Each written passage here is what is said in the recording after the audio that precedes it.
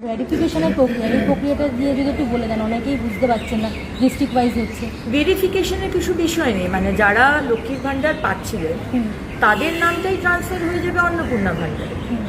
আপনারা 1000 টাকা বা 1200 টাকা পাচ্ছিলেন বা 1500 টাকা লিস্ট 1 মাস আগে পেয়েছেন, আমাদের সরকারে আপনারা 3000 টাকা পাবেন। যারা যারা সিএ এর জন্য অ্যাপ্লাই করেছেন তারা পাবেন, কারণ আপনাদের অ্যাপ্লিকেশনের রাস্তায় রয়েছেন, প্রসেসে। যারা ট্রাইব্যুনালে অ্যাপ্লাই করেছেন তারাও পাবেন, কিন্তু যাদের নামটা কাটা গেছে সেটারও ভেরিফিকেশন হচ্ছে, তারা কিন্তু পাবেন না। বাকি যারা পেয়ে এসছেন তাদেরকে আবার করে আমি শুনছি কেউ কেউ যাচ্ছে ফর্ম ফিল আপ করছে, আইসিডিএস কেউ কেউ যাচ্ছে ফর্ম ফিল আপ করছে, বা ডিএম অফিসে গিয়ে নাকি ফর্ম ফিল আপ করছে। এরকম ফর্ম ফিল আপের কিন্তু কোনো বিষয় নেই। সুতরাং let me make it very very clear, যারা লক্ষ্মীর ভাণ্ডার পেয়েছেন তাদেরই নাম ট্রান্সফার হয়ে যাবে ভেরিফিকেশনের পরে। ভেরিফিকেশন আমাদের দপ্তর করবে, এখানে আপনাদের ভেরিফিকেশনের কোনো বিষয় নেই।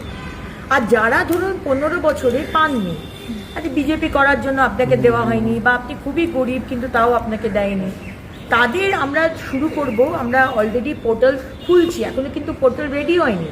অনেক জায়গাতে সংবাদ মাধ্যমে আমি দেখছি পোর্টাল খুলে গেছে, এটা কিন্তু সম্পূর্ণ ভুয়ো কথা।